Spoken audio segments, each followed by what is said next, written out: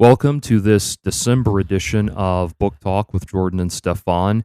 Our book today is MAUS by Art Spiegleman. Stefan had the idea to do a graphic novel for one of our installments, and we had tossed a few titles around. I had wanted to do Bone, which I would still like to do at some point, but MAUS was Stefan's suggestion. I had read the book in college and absolutely loved it, so I jumped at the chance to return to it and go into very deep analysis with it. MAUS is a groundbreaking work of literature in every sense of the word. I think Stefan would agree with me that there is a point in all mediums where a novelty medium suddenly is proven to be an artistic medium. And what I mean by that is, silent pictures, motion pictures were a novelty and seen as a throwaway distraction until Orson Welles came along with Citizen Kane and the medium exploded as a genuine artistic medium. Rock records were seen much the same way until the Beatles came along with Sgt. Pepper, and suddenly we unleashed the conceptual possibilities of the album. And that is what MAUS accomplishes, because when Art Spiegleman wrote MAUS, he had no point of reference for what it was. When he went to publishers with it, he literally was telling them it's a long comic book. There was no such thing as a graphic novel. Not only was that format unique, but it was also profoundly unique because this was not a story about superheroes. This was not a story about sword and sorcery or science fiction or anything like that. This was the story of an artist, Art Spiegleman, interviewing his father, Vladeck, about his experiences in the Holocaust. It is an utterly fascinating work of literature just for that reason, but there is a profound level of visual metaphor and symbolic meaning in this, because in this story of the Holocaust, and we are told over the course of 2 volumes, we're told the story of Vladeck Spiegelman and his wife going through being in Nazi-occupied Poland, being taken to Auschwitz, and surviving Auschwitz, and ultimately reuniting. And it's a brutal, passionate, tragic, very disturbing, difficult story. But through it all, there is this anthropomorphic metaphor where the Jews are portrayed as mice, hence the title. The Germans are portrayed as cats. And then the Allied forces are portrayed as dogs.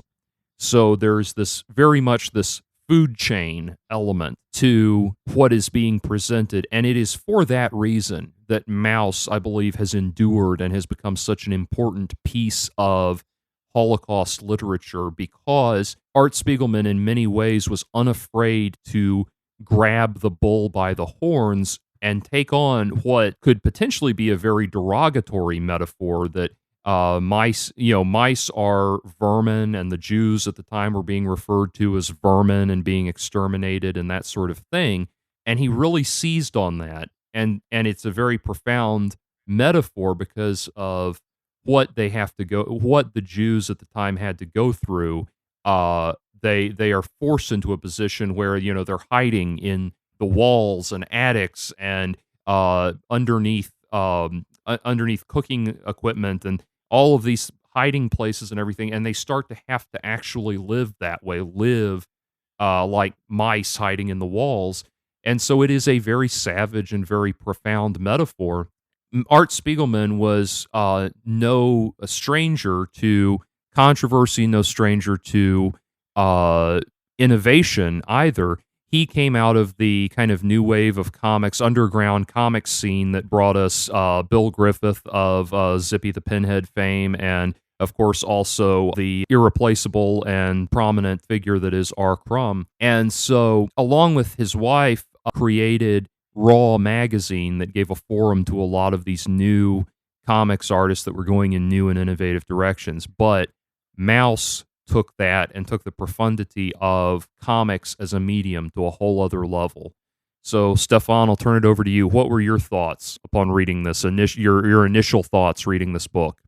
Well, this was the first time I actually read MAUS, and if you were to study English in university, there's only a handful of trade paperbacks that the universities take seriously. Like there's The Watchmen by Alan Moore, there's the Sandman series by Neil Gaiman, there's The Dark Knight Returns by Frank Miller, and as you said, Bone as well. As you said, they're all superhero-ish or fantasy-ish comics. This one is based on real events.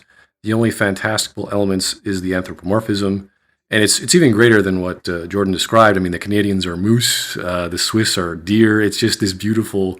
It's like, oh wait, I know that's Canadian. I don't even have to guess who that is. It's definitely going to be Canadian because there's the moose antlers. So so you identify with these things so quickly, and it's not because I'm offended. Oh, there's a moose. No, it's a simple thing to get the message across, and because of the comic book format, it happens so quickly. So when you read an average novel or novella, you have to fill in all this detail in your brain. It's all this clear image in your head. With art, or Spielman, it's very specific. So he gives you the frame, and then you fill in the blanks for that. And what ends up happening is a lot of time skips in between the frame narrative of his father and him sitting down and having a chat about what happened, and the actual event that his father is describing. So you have this wonderful back and forth between him and his father is, he's old, so he's sort of jumping here and there, and he's always like, please go in chronological order. I have to get this all down. So it's like this story of Art trying to get the story out of his dad. And there are a number of times throughout both the first and second trade paperback where you're not sure what fourth wall he's stepping into or breaking. It's really this beautiful story. I think he goes too far in a certain scene, but you really have to go through it and appreciate how he tells his story, because this is not just something that is just he got from his dad. He had to actually sit down and figure this out. How am I going to tell a story about myself telling a story or trying to get a story out of my dad?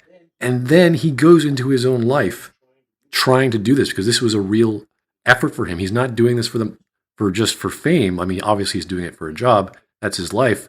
But there comes a point in the story where he's like, you know what? I just want to tell my story. I don't want to talk to marketing people. I don't want to talk to other people about what this means. It's literally a part of my life. I have to do this. And you see this motivation throughout, both trade paperbacks of Art. Really just have to get everything out there. That's absolutely true, and there are multiple layers to the story, which is fascinating. And what happens, what Stefan's referring to, is we have these moments throughout the book where we are telling, on the one level, it begins with Art Spiegleman coming to Vladeck Spiegelman and saying, I want to interview you about the Holocaust for a project.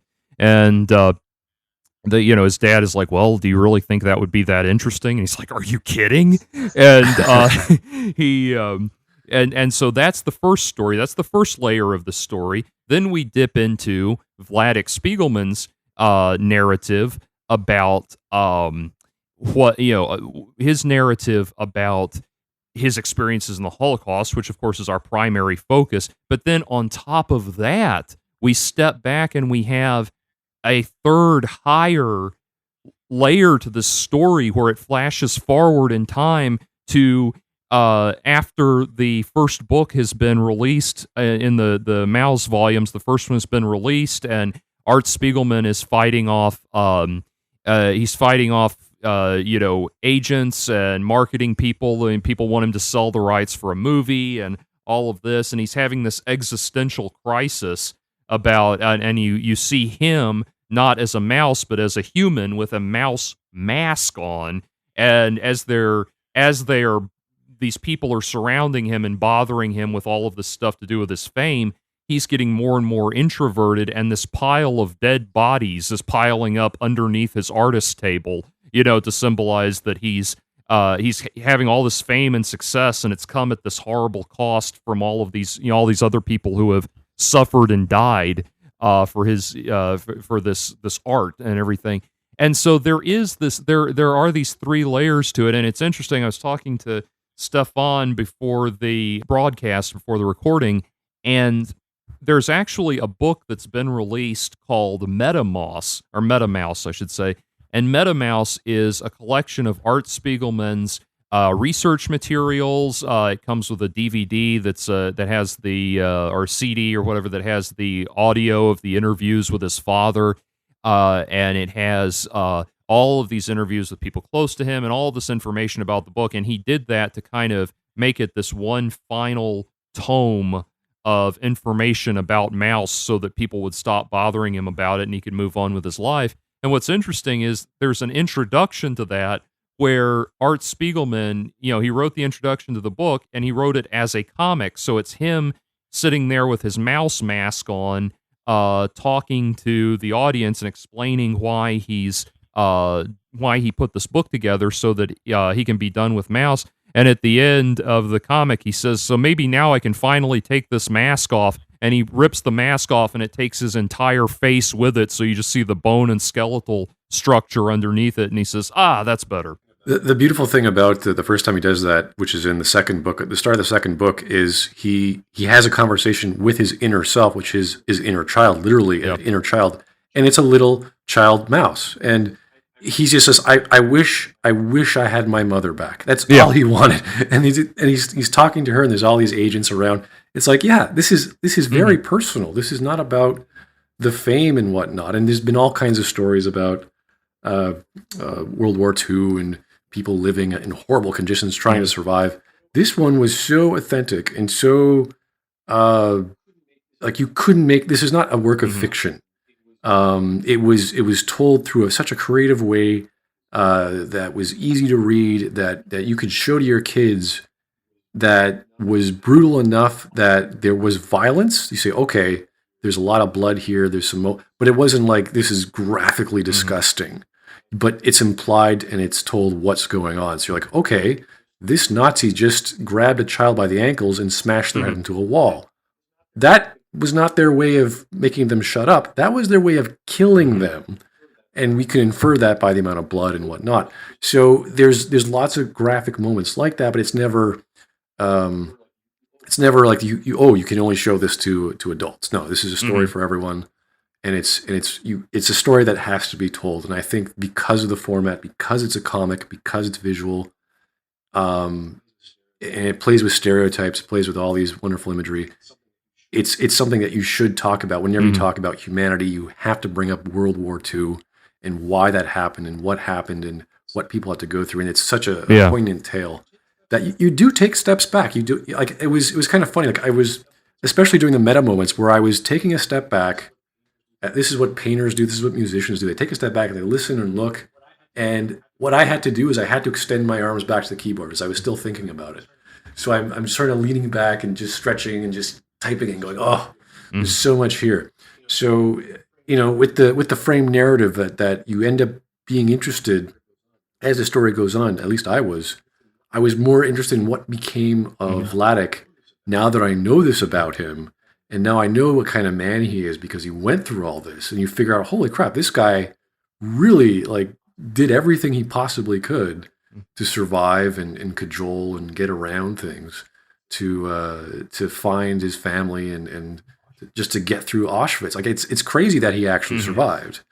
And the people he was with actually survived, and the events that you didn't even know where the plot was going. You're like, is he gonna get off the train? Where's he gonna go? And then is he gonna stay in this hiding place? And it just keeps going and going. You're like, wow, this is nuts. Like, I could not imagine imagine myself with a few friends that were going through this. Like, what would we do? We'd have no idea. We'd be totally lost. We'd probably get killed. Yeah, that is what's incredible, and we see these, and that's something that's very profound to me in this character study, because it is a character study of Vladeck Spiegelman and this very multidimensional character. And what's amazing is he presents Vladeck Spiegelman as being very much in a lot of ways, the stereotypical elderly Jew, and you can hear you just hear the voice in the dialogue, just the way it comes through, and with the kind of thick European accent, broken English, and everything. But Vladeck fits as an old man. He fits this narrative or the stereotype of being this miserly Jew, very, very financially conservative, won't spend a dime, very thrifty, and then, is just constantly paranoid, constantly looking over his shoulder and everything. And what's amazing is then as you go back and you read the story and you see how the Holocaust shaped him, because to begin with, he was this very handsome, very wealthy business owner, man about town, very popular with the ladies, very affluent, high society person who, for no reason whatsoever, had all of this stripped away from him and was, basically tortured almost to death in Auschwitz, survived by the skin of his teeth. This it creates, it just chisels this person. And so, yeah, Exactly. It's beautiful because when he's an old man and he's like, he's money grubbing, he's counting matches, he's counting his pills, he's driving his family nuts. But you know what? The reader gets it. It's like, oh my God, yeah, I know exactly why he's acting that way. He went through hell, and his son should realize that because he just told you that. So, but it still drives the son crazy because he has to look after his dad and talk to him about money. He's always talking about money, like change my will and this and that. And, there's a conversation about breakfast. Like, I can't eat this. You should take it because I don't want. It's like that. It's breakfast. Right, give me a break. Like, no, it's gonna go to waste. Come on, you take it. It's like, I don't want it. And there's this one scene right near the beginning, actually, where he throws out his son's jacket, and I'm like, this is like if you went to your mom's or dad's place and you're visiting or whatever, and you go for dinner, and then you come back after dinner, it's like, where's my jacket? Oh, I threw it out. It's like, what? What did you? Why did? Like, it would probably piss someone off. He's like, oh, that's a piece of crap. It was getting old. Here's a much nicer jacket I just got you. Yeah. Like, what? Like, what? It was so bizarre. And, these little nuances of details about what kind of man this fellow was. And to give the reader or the listener rather, a real taste of Vladeck Spiegelman, the character, as an old man, there is a scene where he successfully returns a box of open cereal to the grocery store. So, so this guy will settle for nothing less than the just everybody absolutely submitting to his will, and he had to be that kind of hard ass to survive, to just uncompromising. Actually I say uncompromising, but that compromise was actually, he had to be uncompromising in his willingness to compromise. He had to be able to work with everybody to get what he, wanted to survive. And I wanted to actually play a segment of Vladeck Spiegelman talking, and this is a clip from the interviews. So I want to play this, and then we'll give our thoughts on it. As soon as she heard that they killed her uncle, and they are going to send over all the town who only is left to Auschwitz-Birkenau, to the gas chamber, she carried always poison. And she said, in the last moment, I will not go to the gas chamber. My children will not go to the gas chamber. So she poisoned the children and herself. Okay, so you just heard Vladeck Spiegelman in this light conversational tone telling a story of a woman who poisoned her children and herself to avoid going to the gas chamber. And that the sheer profundity of that's what really gives you pause, is when you think that this is a story that he tells. That you would expect that a story like that, it would be like something like Sophie's Choice, where she's just completely broken by even saying the words. But no, he's he's lived with this to such a point that it's just the horrors of the Holocaust are just this light conversational point for him. Art Spiegleman talks about how in the book and in reality and interviews, he talks about how this basically gave him his relationship with his father, because when he was a kid, his father was just this kind of bitter, angry, distant, sort of Jewish stereotype, like we were saying, and they were not close. They did not connect well. And then this gave him this relationship with his father, and that's what's reading it a second time. That's what's really moving to me. You know, when I first read it, I was interested mainly in the story of the Holocaust, World War II, the culture surrounding that, and that was more profound to me this time, where he is discovering this new facet of his new dimension of his father and this new perspective. And I am now about the age that Vladeck Spiegelman would have been when he was going through all of this, and to try to imagine myself at the age I am now going through everything that he went through in the Holocaust is mind-boggling, and so that was what was most profound for me. And what did what was most profound for you, Stefan? If you had to say, like, this was what was most, what left me the most shaken or was the most profound to me. It's hard to say because there's so many of those real revelations from the actual events of the Holocaust that you just didn't know, like when the Polish police created police and they started ratting out other Jews because they thought, oh, if I give the Nazis some Jews today, they won't come to me. And this is like really horrific to think about that, but that's what happened. So you just sit there and you go, holy shit, this is nuts. And there's a lot of these moments that happen. Just surviving in Auschwitz was one. Like the whole chapter was just like, holy crap, this is too much.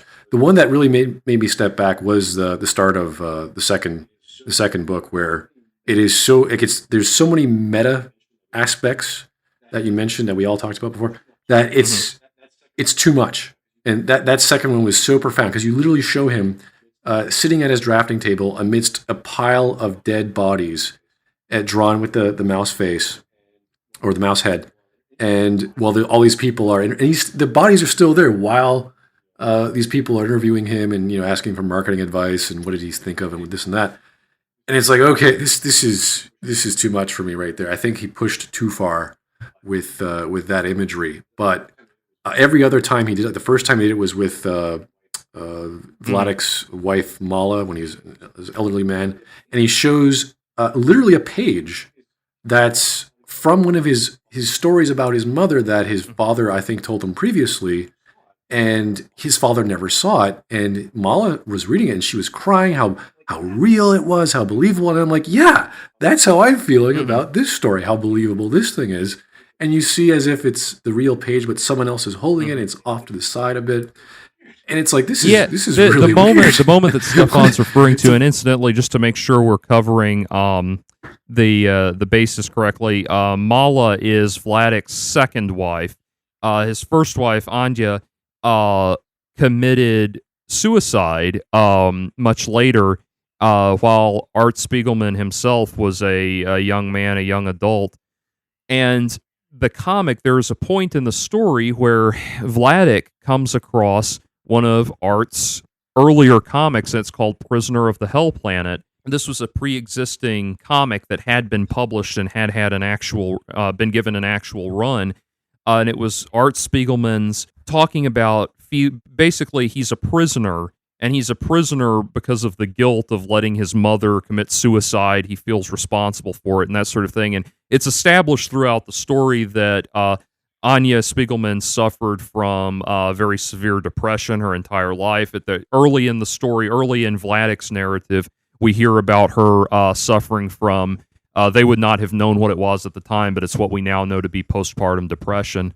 And so we established that she suffered from depression her whole life, and obviously there was largely no treatment for it medically, and so she did commit suicide eventually. And that's section of that comic, Prisoner of the Hell Planet, it really, I think, it's interesting that he chooses to include it, especially because the characters in that are not mice, they're human. So it takes you out of that headspace for a moment. But at the same time, it gives you, it establishes a much more important thread, which is the effect of trauma over time, and that's kind of that overarching theme throughout all of this, is not just going through the experience, but the aftermath of it over time, over an extended period. And it really emphasizes that. And that brings me to something that's very important to me. It was a very profound moment for me, which is at the end of the first volume, and this is not a spoiler per se, but at the end of the first volume of MAUS, it ends on a very bitter, sour kind of note, because throughout the first volume, Art has been asking his father for his mother's journals, that she kept a journal during the Holocaust, and he's begging him, can I please see those journals? And finally, his father admits that he said, I threw the journals away. And Art Spiegleman then just explodes at his father for throwing it away, and he calls his father a murderer for that he murdered his mother for throwing away the journals. And that's so profound to me, because there is this kind of sense that there is the sense that when somebody's story is lost, then they're truly gone. When their work, their contributions are destroyed, then they're truly gone. And I say that because it's kind of like I can listen to someone like Frank Zappa or Prince or David Bowie, Lou Reed, one of my fallen heroes.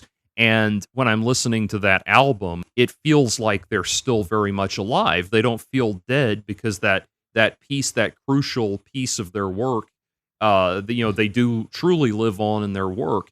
And so it's very profound to me that he calls him a murderer, and I think it speaks volumes to the importance of stories and of storytelling. That we people will try to say that the engineer and the businessman are more important than the artist, and I disagree with that. I think they are equally important, just in different ways. Yes, the businessman and the engineer give us the society that we live in and the sustenance that we live in, but the importance of the storyteller cannot be understated to who we are as a human, the human existence, the human experience. We are a storytelling species. We're the only species on the planet that can do this. One thing that's important about the stories here is that because this is purely anecdotal, there's no classic or traditional narrative to fall back on for drama. It's just this horrific scene that keeps going and going and going and going.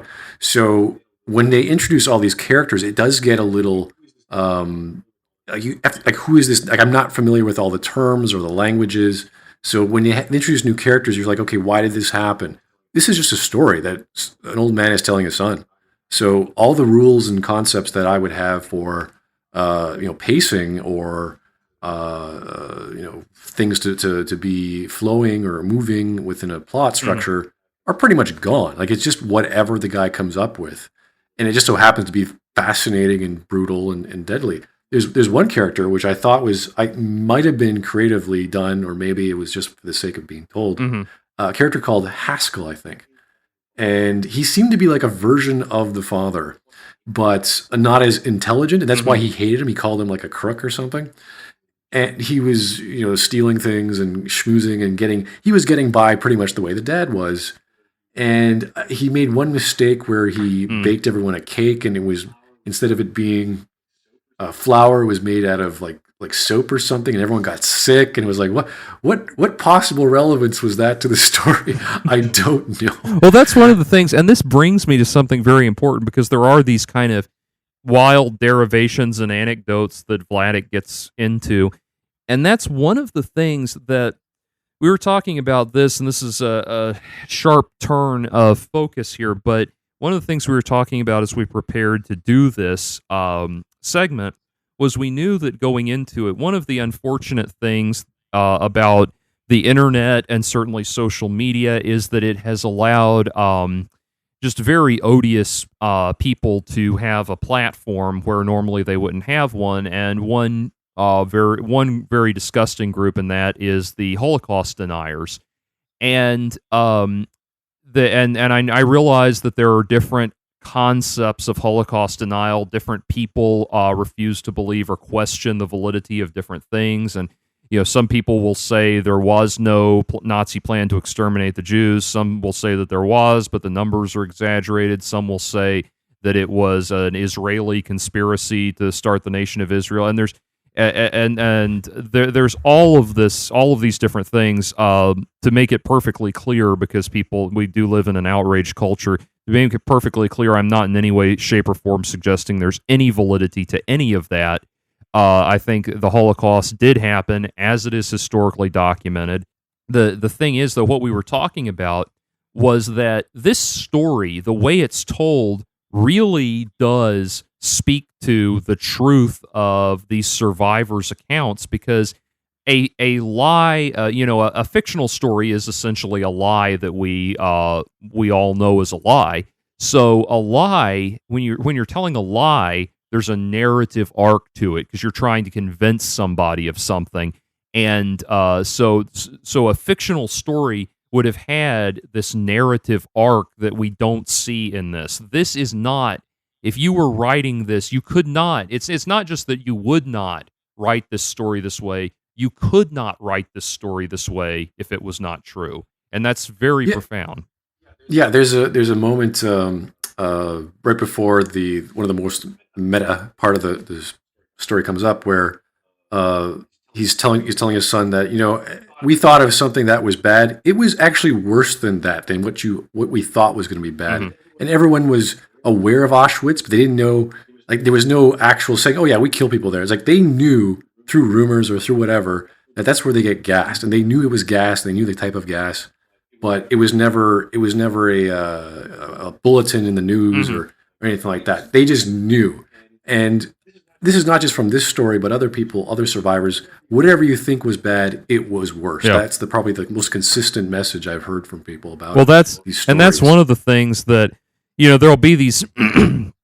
Pardon me. There'll be these Holocaust deniers who, what they try to do is they try to kind of beg the question, and they try to go anomaly hunting, and they say, well, there's this strange thing that doesn't make sense. So why would this be here if the narrative was happening as it is historically accepted? And one of those, for example, is and you will see this if you look on YouTube at some of the Holocaust denial videos. There will be these. One of the things they'll say is, well, why was there an infirmary at Auschwitz if they were just planning to kill all the Jews? And Vladeck actually touches on that just in passing, not in reference to that claim of denial, but just in passing. He mentions that the infirmary was just there so that the people who were about to die could be taken there to kick off. It's like if you were sick and you couldn't work, they'd take you to the infirmary and you basically got to sit there for an hour, and they, if you didn't die, they'd put you back to work. So well, there was one part one of those anecdotes that just went back to his early adulthood, where his father, or Vladeck's father, was actually weaning him or making him weak, so that when he would go for conscription, because apparently this is before World War II, this is I think World War I, you had to be healthy to join the draft. So he would wake him up really early, only had 3 hours of sleep. He wouldn't feed him much. So when he went to this doctor to inspect him, the military sergeant's like, "Oh, you're totally fine to join the military." And the doctor's like, "Are you crazy? This man's about to die." Yeah. And then he talked about this story. Well, if you didn't want to get drafted here, you're going to get drafted in Russia, but you'd have to pull out half your teeth, and then they wouldn't accept you because you couldn't eat. And this is this crazy side story that has nothing to do with what we were just describing. Yeah. But this was it. This war was on the minds of people there. Yeah, absolutely. And that's what's so interesting in that moment, because you have this that aside, that story of his father Vladeck's father starving him to try to keep him out of the war, out of World War I. It is another interesting father-son moment, because what he's doing is abusive. It's deeply abusive to his son, but it's done with this noble intention, which is to keep him from being sent off to war. And so there are so many layers to this, and so many things like that where you don't really have an answer. And that's that again, that's bringing it back around to the subject of Holocaust denial. What occurs to me is that For Vladeck Spiegelman, if he were to have lied about his experiences, if he were to have lied about his experiences in Auschwitz, he would have had to have kept this a secret, or not a secret, he would have had to have kept this lie going for 40 plus years. He would have had to have lied to his family and kept this lie consistent for all this time. And so it just becomes completely implausible. Well, even if he was lying, I am totally sold on this story that it happened. I mean, it's like, you know what? I don't care whether it's revealed it's a lie. I am totally sold. There's no way I could not believe like this. This is so profound and so believable. It is, and it's the kind of details that you don't get when somebody's lying. You know, when people lie, they tend to they're focused mainly on making you believe. And this guy goes into these details, like where he talks about being in a train car and he's in a train car and he reaches out the window and reaches up to the top of the train car to get snow to eat. You know, things like that don't come up. They're not details that a liar can come up with. Yeah, the classic story you tell people, or the message you tell to writers, you know, write what you know. There's no other way you could have told the story with this amount of detail or this manner if you didn't live through that. So, you know, it's kind of obvious what's going on, that this is not just some fiction some old man thought up while he was trying to escape the Nazis. Like, this is really what happened, and I'm surprised that he lived through it. That's the amazing thing, because there were a lot of times where it's like you were going to die, and then because he knew a different language, or he was really crafty, he had a background with this, or he had some family. It just happened. It was like, wow, like, and this is not obviously the same story as other survivors, but they had equally, you know, lucky stories to tell amidst all this other crazy amount of death and destruction and just horrific human behavior. Yeah, and that was I think the big thing. We talked about this before. Was the stadium scene where they remove people. If you're able-bodied, you go to this group, and if you're not, you're a woman, you're a child, you go to that group. And it's like this is the horrific side of humanity, where we are taking away all the rights and freedoms, and this is where, to me, this is where it counted. Because there were other camps, they were separating people based on whether you were Jewish or not. But this one was like, no, it doesn't matter who you are. Once you get to this stadium, if you don't come, we're going to hunt you down and kill you. But if you do, then we're going to separate you from your family. And this is when the big disconnect between the families occur in Vladeck's story. And that's where we say, okay, you know what was all this war for? What was all this segregation for? Why did this have to happen? And that's when you start asking questions and looking at what politics does to people. And I'm not a guy to talk about politics or, you know, say one is bad. With a story like this, it's all bad. It's horrific. It doesn't matter what side of the war you're on. This is brutal. This is disgusting. And people are still people to the point where you can talk to them and sort of cajole with them and sort of make them happy so they don't kill you. But they're still monsters. They are taking part. And the great thing about Vladeck was when he was conscripted, he didn't want to fire. He didn't want to shoot his gun. And there was a scene right there where he sees a tree and he doesn't know what to do. And he realizes when he pulled that trigger, and he kept pulling because his commander said so, and he gets captured by the Nazis. And for some reason, he's given leeway to walk around. And he goes over and he finds the man he shot. And it dawns on him, you know what? I actually did something. And it wasn't so much a sign that I'm good. It's a sign that, well, you know, I'm part of the military. I did what I was told to do. That's enough for me. I'm going to be sick for the rest of my life. And he just keeps going with it. And it's just, you know, I got to keep living, got to keep pushing through. Yeah. And it's just, what a waste. What a horrific story.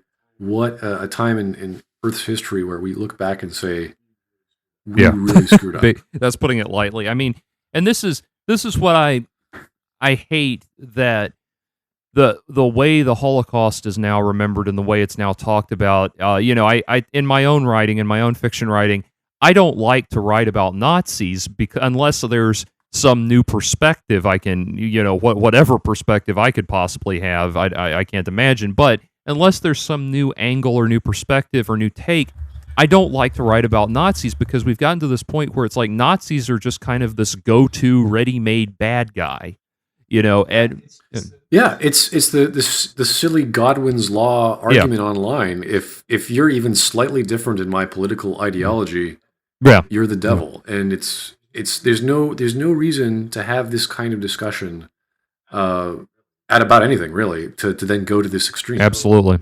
So yeah, it's really sad. So reading this book, and I do hope everyone goes out and reads it, both of them, it will give you appreciation for what you're doing with your life right now, whether or not you're just idling by and enjoying life or pushing something.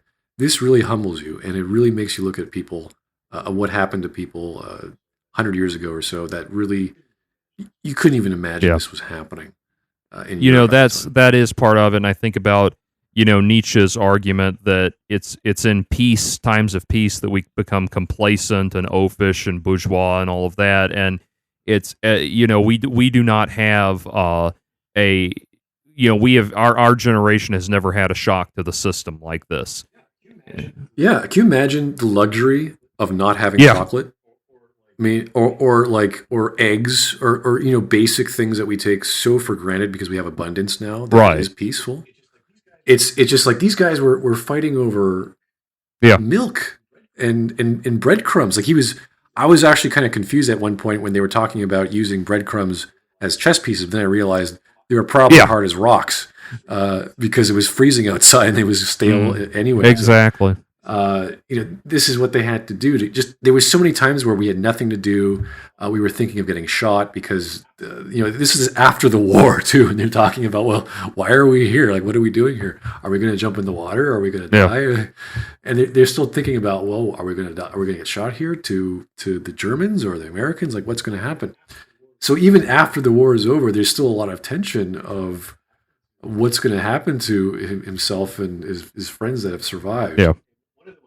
And one of them I thought was sad was one of the gentlemen who survived the war and went back to his family's bakery, only to find it being occupied by some Polish people who took it over, and they brutally killed this no-name guy that was just introduced to us in the last few chapters. So it's like, holy crap! Like that's like it's too much at times. When you think there's a lull in the story, it's like, no, it's brutal. It's always brutal. There's nothing good about it. There's nothing positive to say here. And to be thankful for what you've got in your life now. Absolutely. And, we were talking about, like, to summarize this, and this is a book we could easily talk about for the next 2 or 3 hours. And I'm thinking of things I want to talk about that I'm consciously shutting myself down on because, like, we could go on forever. But I think the great summation of talking about this book, we were talking about how does this factor into the into Holocaust literature and the kind of the history, the history surrounding the Holocaust and the way the history is told. And what occurs to me is that there are several, it's like there are several books about this time in history that everyone needs to read. Certainly one of them is The Diary of Anne Frank. One of them is Night by Elie Wiesel. One of them is Thomas Keneally's Schindler's List. Even though that's historical fiction, it's still important. It's based on historical events. Certainly, even Mein Kampf needs to be read to understand and comprehend this time period. And so I would say that MAUS ranks high among these books that, these testaments to the Holocaust and what happened. It needs to be read. It needs to be understood, and it is I think one of the most important documents about the experience of the Holocaust. It's definitely a lot easier to give to a child than, let's say, the Diary of Anne Frank, because it's visual and because the language is simple. It's actually more Diary of Anne Frank than I don't know, like Life is Beautiful, I guess. It's another version of it. because it's easier, it's simpler. Anyone can figure it out what's going on. And the only problem, I guess, would be the size. They look at this is too big. But if you love reading, or if you're trying to teach your kids about history, and you show them this, it's like, okay, well, give it a first half. Yeah. If you don't like it, don't worry about it. But if they don't pick up on that, then don't worry about it. It's not something. They'll eventually get the story of what happened. With World Wars and certain. So this is simply the best. I think this is the easiest and fastest way to get, because I get stuff in here I didn't get from Diary of Anne Frank. Schindler's List probably is a lot more brutal just because it's visual in a movie. But this is internal. This is you going, holy crap. Everyone was involved. The whole world was involved here, and we see a little sliver of it and how these series of events occurred in this person's life, just trying to get by. I totally agree. And I think, we always end on the question of, would you recommend this book? And oh my God, yes, we both would. Like, this, seriously, every person, whoever you are, needs to read this. It depends, though. I would say yes, but at a certain point in someone's life, I would say adolescence would be perfect. Because if you read it too early, you're going to miss some stuff, and then you're going to have to read it again, which is totally fine. And there is some stuff, if I was younger, I probably wouldn't grasp. Some of the references, some of the things I'd have to, like, luckily I have the internet, so I can just, like, what's this? Who's this? Silent film actor. Who's this guy? Like, that sort of stuff. And there's little details you wouldn't pick up on either, like the wooden or the wire coat hangers. Like, it's like, why is this an offense to use these things? But we're talking about, post World War I scenario. You have to really pick up on the details, and once you do, you're like, wow, this is fantastic. Well, that is, I think, we could go on giving this high praise all night, and it would certainly deserve it. But again, I would implore anyone to check this book out. And Stefan's right, probably like 13 is about the youngest that you should take it in. But in terms of really grasping it, but it's something that you can return to and come back to. And obviously, it's a graphic novel. Graphic novels read very quickly. They're very easy to burn through. And so I would encourage everyone to check it out.